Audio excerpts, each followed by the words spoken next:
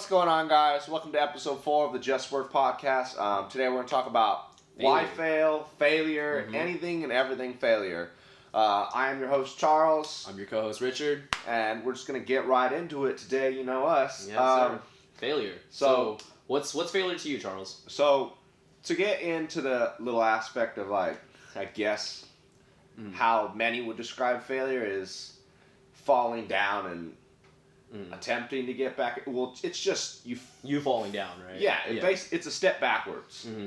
So on a recent scheme, like my toe was definitely a step backwards. It was a fail. If you guys haven't tried it, I wanted to recommend it. Could you take a step back? No, I couldn't actually. 45 pounds against your toe. Your toe's usually the loser. But that's like failure. But it's still failure and failure and setbacks going to be two different things, because a lot of us have setbacks that aren't technically failures. I think failure is more of like when you're actually your setback supplied your brain with a doubt. If you know what I'm saying, like yeah.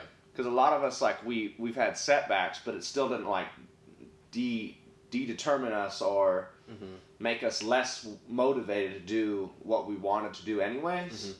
But I feel like true failure is getting set back into the hole, and now mentally you are discouraging yourself. Right. Because that puts a lot of mental blocks on how you can get through what you're doing. Right. It's hard, especially when you're like down there too, and like rock bottom. Especially when you're in the dirt, and it's very difficult to see past what you're already at. Yeah, no, definitely. No, I feel like, especially when you hit rock bottom, it's kind of like it's a blessing and a curse, right? Because it's like, man, you're really feeling like shit. You're really like you said, you're in the dirt. But the only thing is, though, it's like the only way that you can go from that point on is always up. And to me, like, what I see failure as is growth. It's an opportunity for growth. You know what I mean? Because, like, you know, like you said, you know, we try out many different things or whatever, right? Like, even this podcast, for example. Yeah. We're going to try it out. We're going to see, you know. We're going to get it rolling. But, you know, down the road, like, you know, if we fail, then it's like, well, it's not really a failure now, is it? Because, like, we learned a lot of things, like how to, well, one, talking in front of a camera, that may not be easy. Well, that's not easy for me, you know what I mean? Like, you know, it's more reps, talking to people, just this whole environment, like editing, everything. There's always something you can learn from it. It's all new. It's all new. So we're going to take what we learned from that failure, so to speak, if we do fail, and we apply it to whatever we start next, whether if it's like another brand that we have or to ourselves, like if you want to do like work on another brand, like, you know what I mean? It's just we're always learning and growing from it. You know? So to get into like an experience with failure, I guess, I feel like we both had multiple. I feel like there's no way any of us would have less than one or two. Everyone fails. If they say otherwise, they're fucking bullshit. Yeah, I don't understand. If it's whether it was sports in high school, tests, I mean, class, relationships, talking more like recently, younger 20s, like maybe college didn't go so good for you. That's a very good topic for everyone who's like 20 to 24, and it's rough. Maybe your relationships didn't go the way you wanted them to. Yeah. A lot of things. A lot of things that really could happen within that short. But I feel like this is the time to fail. This is the area in which, like, anywhere from 16 to fucking 40. Fuck it. You should be making good strides to fail. Yeah, because we have time on our hands to learn from our mistakes. You know what I mean? So I guess going on from failures, like, what are some of the things that, like, what are some of the failures that you've experienced, like, in the past that really kind of like, shit, I learned where it really like stuck with me? Yeah, and like you learned a very valuable lesson. Well, my thing is probably like I'll mentally just bring my failures with me into what I do. What do you mean by that? So when you put together a reason why or what you want to do, I just make sure the failures are close to the top of my brain. Like I don't want to thrive on any achievements. I literally just throw everything that I have achieved or what I've done, or I just throw it on a back burner, and still the reminder that I use is what I've already failed at. So me, I guess you could start off with probably family's a big one. That didn't go the way I wanted it really. Everything, it's still probably not the way I wanted, but but that's mentally there. Wrestling in high school, that didn't go the way I wanted it. What's the other one? School. School didn't. Well, not school. I was good at high school. That wasn't tough. But electrical school, that didn't go the way I wanted it to. Even I passed everything. I'm not stupid, but you'll learn real quick in life if you like something or you don't. And you're like, fuck. You get checked real fast. Yeah, you get checked real quick. But I'm thankful it wasn't that big of a fucking thing, because college is a bit more like...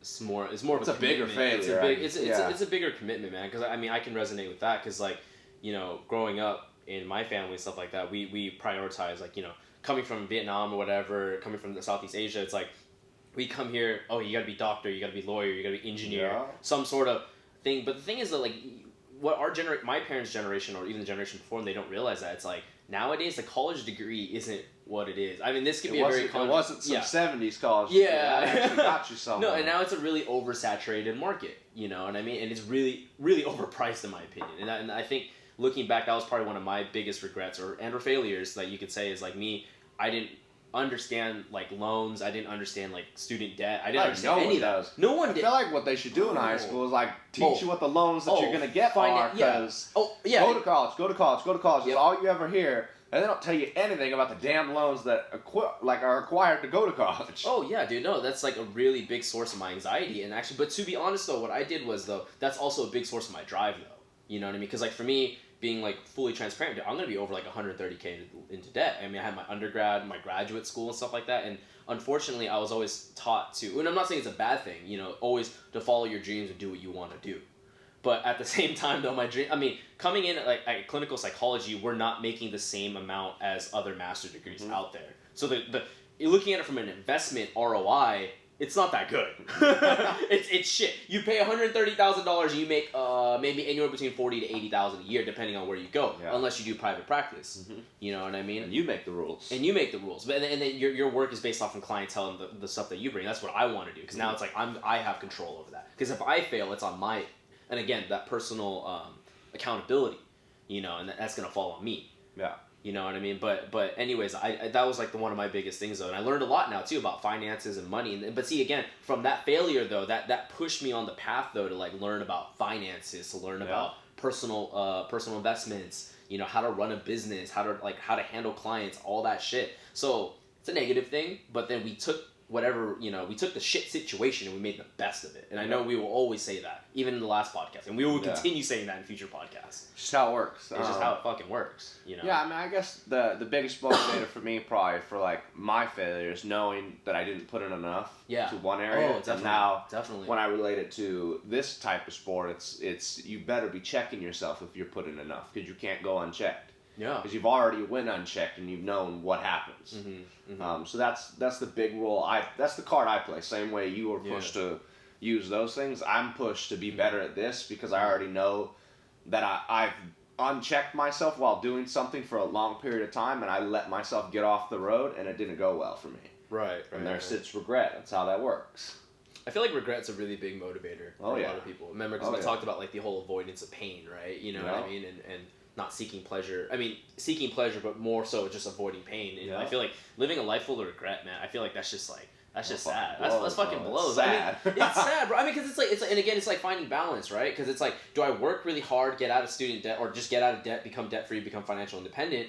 But then it's like, I have nothing else to show for it, though. Yeah. Like you said, like, what if, like, my other areas of my life suffer? Like, my relationships begin to suffer. Like, my health begins to suffer, too, because you just work.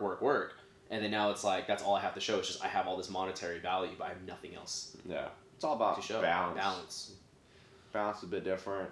It's hard to juggle. It's hard to juggle. I feel like that's why we're here, right? To kind of figure out that ebb and flow and trying to figure out that equilibrium, that balance, you know, in life. And that's the hard part. That happens to me a lot. Like I'll get better areas in my life that I'll have together. Either like I'll focus more on work, or I'll focus more on here, and then relationship starts to fall. Less communication, or then I'll put two of those on the pedestal and training starts to fall. It's like it's a constant struggle on which one you're putting on the front burner and which one you're putting on the back.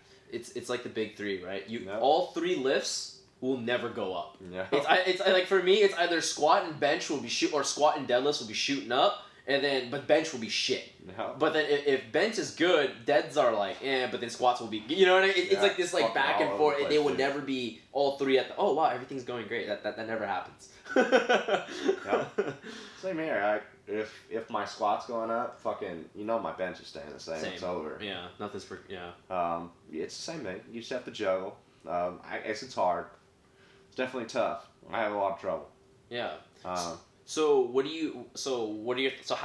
are some things that you do to kind of like, so obviously failure is a really big, I mean, living life with like with regret and stuff like that is a big motivator for you to try different shit though, right? But how do you overcome like those blocks? So, like when you do hit that rock bottom, right? You know what I mean? And you don't feel like doing shit and you're like, okay, I'm just going to focus on the negative and not see what I can do to make this situation better. What do you do to kind of like get out of that fucking rut? I think I talked about it on the second one. Choice. Mine is usually, I spend a lot of time with myself, I'll be honest. Like, mentally, like, I'll just check myself out of situations and just spend time talking to myself. It's weird. No, I think it's definitely odd, but... Yeah. I just make a choice. Like, if I spend too much time not doing anything or not doing what I said I was supposed to do, like, I'll remember it and I'll be like, what did you say? Like, you said you were going to do it. And now you're sitting, not doing it. So for me, it's always just a choice, and I think I mentioned that in episode number 2, where just you can either fucking sit there and do nothing, or you can go do it, and that's the voice that sits in my head. And I feel like it's from what I just talked about. It's like I know what it is to already just sit down and not go check. Right. I think that takes a lot of like discipline. Because I mean to really do that. Because like for me, like I'll know I won't do shit. I'm a procrastinator. Like my biggest accomplishment, but also too I'm like ashamed of it at the same time, is I had a 20-page paper due in 2 days. I fucking cranked that bitch out in a day and a half, bro. A 20 fucking page paper. Like it was bullshit. It was ass, but like I got it done. You know what I mean? So that whole thing, that amazes me though when I see hear stuff like that, because it's like that takes a lot of discipline. You know what I mean? And that's something that I feel like I don't have. So like for me though, it's different though. How like it's cool that you get to spend time. I don't know if it's discipline. I don't know. What do you think it is? If it's not? I feel like it's more of a motivator of regret and not discipline. Okay. I feel like I already know what it feels like. In a sense, like I've already played the game. Right. And I've lost. So I already have that. Like. But I don't think it's discipline yet. Because if it was discipline, I wouldn't even need to be checked, if you know what I'm saying. I get what you mean. Yeah. For me, discipline isn't the... If you were to talk about an aspect of life that I have discipline, it's my bench pattern. It's unchecked and I don't have to worry about it. It's just discipline. I know it too good. Right. I don't ever have to check it. It's going to be in a groove I know. I already know how to do it. But... my mental outlook on how to do things, like get this, start this, and keep going, and pump out YouTube videos or content in which I think is helpful or might help somebody, or I don't know, me just shit talking, whatever it is. You shit talking? Oh, what is that about? What is that? I don't know. But I don't know if it's discipline yet, and I feel like I'd like it to be disciplined, but I still feel like it's a motivator of regret. Yeah, I think, and that's why it comes and goes. Right, and I think what I guess what I was trying to get at though was like the fact that you're kind of able to be self-sufficient and do it on your own though, because like for me though, how I get past certain failures, right? Because if I just let it be and if I just sit there, I would just focus and fixate on the negative, right? And it would take for me a lot to kind of like get myself out of that rut. So like for me. I hate to admit, but sometimes I will kind of like I will ask others for help. Like I guess it's not a bad thing. I feel like right? that's not a bad thing. That's not a bad thing. That's very hard. That's very hard. Yeah. No, but like I do too. But it's like sometimes it's like I'm talking about like really asking for help though. You know what I'm talking about though, right? Yeah. When you're not like can you help? Oh, can you get that pen for me? Like, that's different. I'm talking about like when you're like really feeling shit and you're like I'm fucking like a fucking mess. I'm off the rails. I'm off the rails. Like I need fucking help. Yeah.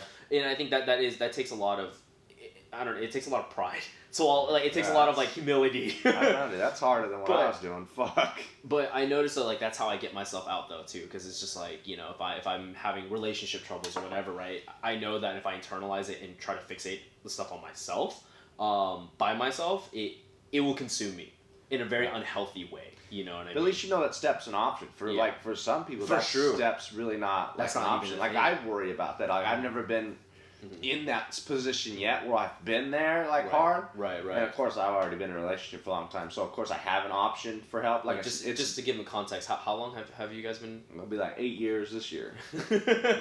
Pretty impressive. How old are you? It's 21. Jesus fucking Christ! Time. Just to give you a little bit of context on that. Long time, but so I don't really worry about that door. I feel like, right. But I know if that door is an option, it would take me a long time probably to swallow enough pride to open that. Yeah. So at least you know that you're able to do that. A lot of people aren't. I would have a lot of trouble doing that. Right. True. Wow, it's like a little therapy section. Wow. So I guess I guess okay. So since we're on the topic of failure, right? So obviously, the way how we're talking is we're saying failure is good. Failure is good. You learn. Yeah. Okay, but what's the difference between learning from your shit and just kind of failing all the time? How repetition is kind of insanity, right? Yeah. So what is the best way to kind of what do you think is the best way to learn really? From your failures, if that question makes sense.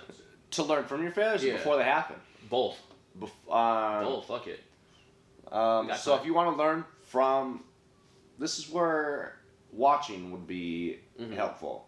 So when I was a kid, my sisters used to always get in trouble for stupid shit. But I would watch, and I'd already know what not to do. And then so I didn't play that card. I knew I should get around it another way. Right. Because that wasn't the right way. So I do a lot of watching on other people's failures and use that. And that's very helpful because that's like a preventative healthcare plan. You're preventing yourself from failing, but you're still learning those keys. But then there's no bigger motivator and aspect of you failing yourself and then having to fucking make those steps and adjustments yourself. Right. That sticks way harder than what I just talked about. Right. When you actually fuck up and you get set back, that takes a lot of hit because now you have to swallow pride, humility. You have to sit on it. Time too. Time. Fucking time. Yeah. Especially it depends on what your failure is. Is it an injury? Is it a mental block? Is it anxiety? Is it loss of job? Is it? There's so many different aspects of what your failure can be that could be harmful mentally or physically. Right. I've probably had more physical problems that have set me back. So I've had the choices were pretty straightforward for me. It's how to get back, but mental aspects I know are a lot harder. Right. Because the choices aren't always just right in front of you. It's a different way, and it has a different way of getting to you. Right. And I think it's really cool though how you kind of learn from others. It's essentially, I know David Meltzer, he talks about this because when you do stupid shit, you pay the dummy tax, right? You pay the dummy tax, and I think it's funny though because that you learn from other people's dummy taxes, and I stress, and this is why I believe that's really important to have mentors and stuff like that. I wasn't at least someone you look up to, not you don't need a mentor. You don't need someone to look up to, and everyone tries to find something too. But I think though, having someone though who's been there, done that, what you want to do, and who's done it for a long time. Trust me, all the stuff that you're about to go through, they've been through in some form or another, and I feel with their experience, it's so valuable. You know what I mean? Because they already paid the dummy tax. You know what I mean? Then you don't have to. Then you don't have to, and it will accelerate your process and your growth in whatever field it may be. And I think that you draw your failures to something relatable. Yeah. Someone who's already done it, right? And in this day and age, it's I feel like it's a lot more helpful because there's a lot of there's so many instances of people doing shit and have failed and then got up and done it again and got it done that you can relate to nowadays. Where 1940s there wasn't much. There was a lot of people that failed and fucking didn't pick that shit back up. Right. Nowadays you have a lot of people to pick from that already succeeded. Right. And thank God for social media too. It exposed that level of leader, or I would put leader or mentor or whatever you want to put on it, but those people got exposed for everyone to learn from. So I guess since we talked a lot about failure and stuff like that in life, right? So what are your thoughts on it? Since we're both power lifters or lifters, let's relate this back to lifting. Yeah. Takes a sip of the cranberry. Cranberry juice, sponsored by. But yeah, so failure training. I know, and we covered about this a little. Actually, we covered this a good amount. Our first episode because we talked about rest and recovery. Yeah. And stuff so this is going to correlate a lot with the rest and recovery. when I first started powerlifting, I'll tell you right now, if you just fucking drive yourself into the dirt and you just keep finding ways to fail every workout, you're gonna suck ass. Yeah. End of story. Because I sucked ass for about 8 months. No, I kept doing 315 on bench for sets of 3, and they were fucking hard. They were tough as shit. You keep doing it, it's bound to get better, right? Yeah, if you keep doing it, it's bound to get better. Fuck that shit, it's stupid. You'll fuck up, and it puts you in a bad range for injury and that type of shit. But without any, failing is good. Failing in training is good at a moderation level of which you only do it so often. Right. But if you do it every day, or you do it every lift, you're gonna get caught up. Right, and it kind of goes back to like the whole like repetition is like kind of insanity. Like why are you repeating the same mistake over and over again? Essentially, you're not learning anything from it. Especially because when you're failing something in lifting, you're at absolute maximum pressure of which you can give out or exertion level. Your form's not good at that. Right. It's not. Right. So you're not designing your CNS with any good motor patterns there. You're fucking it up. Right. Because now you're teaching if your body's under that amount of tension and exertion level, you're just teaching your body how to grind through shit wrong. Right. Because you never gave yourself time to build any good pattern to be able to attempt something that's very heavy, or very heavy for you, not relative to whoever it is, relative percentage. You never gave yourself time to adapt, and you just kept failing. Right. Like your body will adapt to failure, but it's not the way you want it to. I mean, look at the way your body grows back bones. If you just leave them unset, it's going to get fucked up. Oh, yeah, the body's not the smartest at adapting. But it's just, I think the body's like really, it's simple yet complex at the same time. Because it's like, at the same time, because like what they're doing is like, heal. Like, just grow. I mean, we're trying to grow this shit back, you know what I mean? Same thing, like, if you have any sort of injury, the inflammation that goes there, like, stays there for a long time because your body thinks that's what it should do. And then it builds scar tissue and that type of shit. Because it's protecting itself, you know? So we've already know, without any checkage on your body's adaptation, if you just keep failing, you will be in a rut for which you don't know how to grind through things properly or the most effectively. Right. And so I was in a good long period of time in which I was doing that, and then finally I was like, fuck. Right. This isn't working. No, I agree with that too, because I think for me, I was stuck in a rut for like about 1.5 years or so, or like 2 years for lifting, because like I was kind of just recycling the same program over and over again. The strength gains I was getting, this is before I had a coach, really. It wasn't making much because I would always get injured or I'd get sick or like some sort of thing would just be out of whack.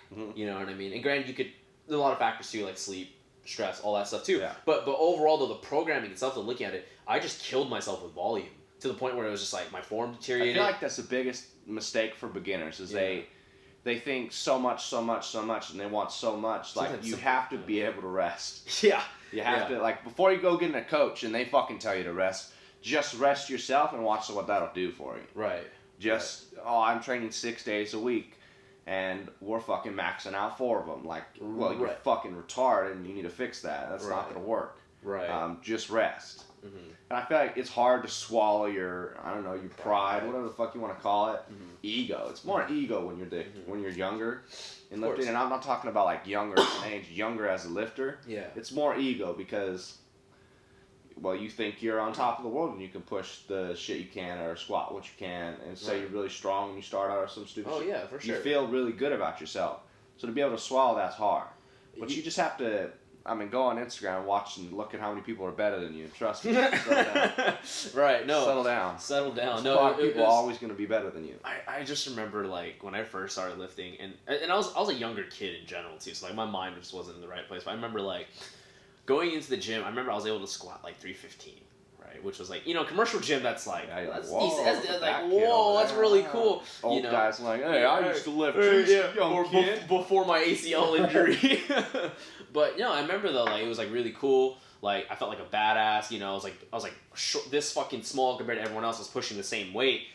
You don't mean shit, bro. You're at a fucking commercial gym in, like, the middle of fucking nowhere. Like, you know what I mean? Yeah. And like you said, at the end of the day, it's like, you look on Instagram, there's kids that are, like, younger than you, twice as strong as you, and it doesn't even fucking matter. And I just remember... Check out them kids from Kansas that be lifting hay bales. They're stronger than you, trust me. They are. But I just remember that when I got my coach, that was a really humbling experience, though, because, like, breaking down that form, working back from not even zero, like literally fucking negative, you know what I mean? And just working on shit that just, I was like, I kind of just overlooked. Like like chest or like bench press and stuff like that instead of just fucking bouncing it off my goddamn fucking chest. Let's fucking. Yeah, no, because it's like, you're just gonna like touch and go and just like slam it on your fucking chest. Yeah, you know, that's the way to do it. Yeah, that's the way to fucking do it. But like, shit like that though. You know what I mean? Like fixing it, making it look pretty. Making it moving efficiently. And just.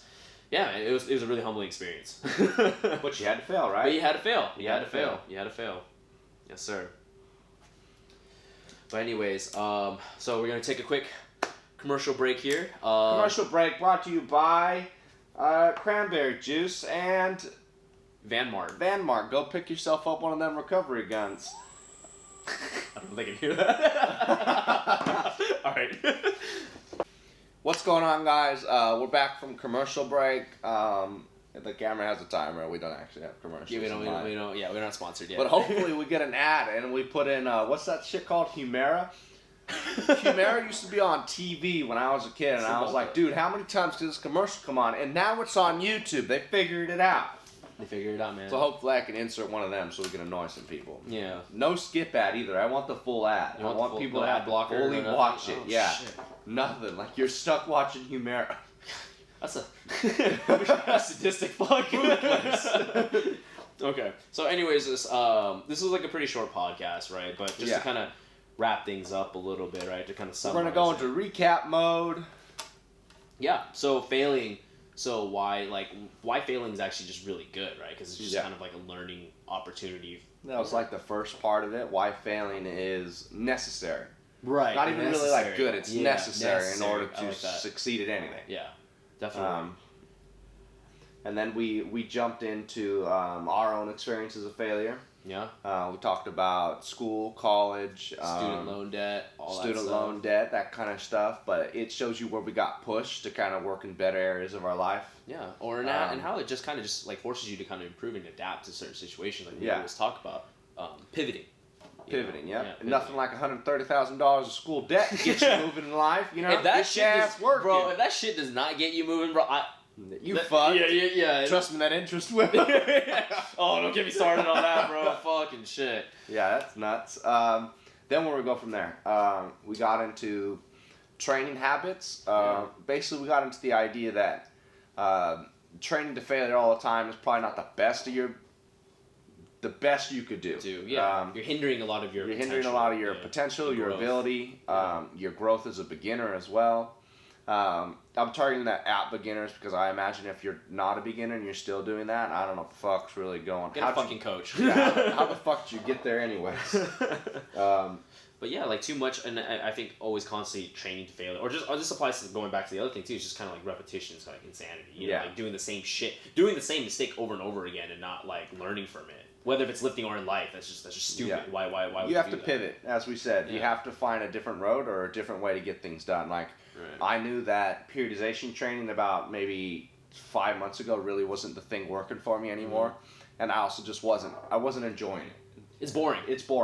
And I was getting into that groove, and so I didn't want to be there, so I jumped into a lot more of a different type of variation of a lift every day. So I'm not doing bench press every week. I'm doing like a close grip, a block, anything, boards, tempo, spoto, anything like that. I'm doing a variation of it all the time. Right.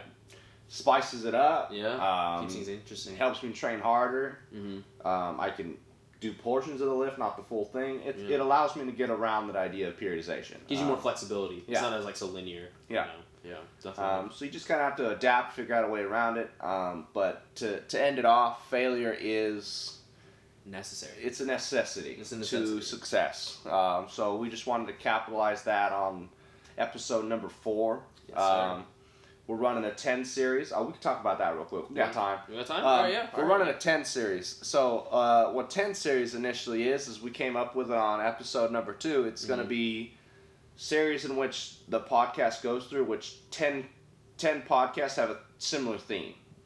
So the first 10 series is going to be me and Rich's theme, which is who we are, what we're about, what we want to do in life, how we want to do it, where we came from, the brand itself. Sets a foundation, basically. Sets a foundation which you could go back to and figure out who these guys are in this podcast, that kind of stuff. That's the first 10 series. And then the next 10 series will be maybe people we admire or enjoy to be around, or they've done something we admire, something of that nature, and then however it picks up, we'll just keep running a 10 series. I feel like it's very... It'll be fun. It'll keep things a little bit It's going to be interesting. fun because then we can go back through and we can relate 10 episodes to each other all the time. Yeah, basically it's kind of like seasons. Yeah, seasons it's of a basically show. like seasons of a show. Yeah. Pretty cool. But yeah, that pretty much concludes everything. So thank you guys for listening. So I'm your co-host Richard. I'm your host Charles. All right, we'll see you guys next time. See you guys in that next one. Peace. Just work, bitch. I want that in there.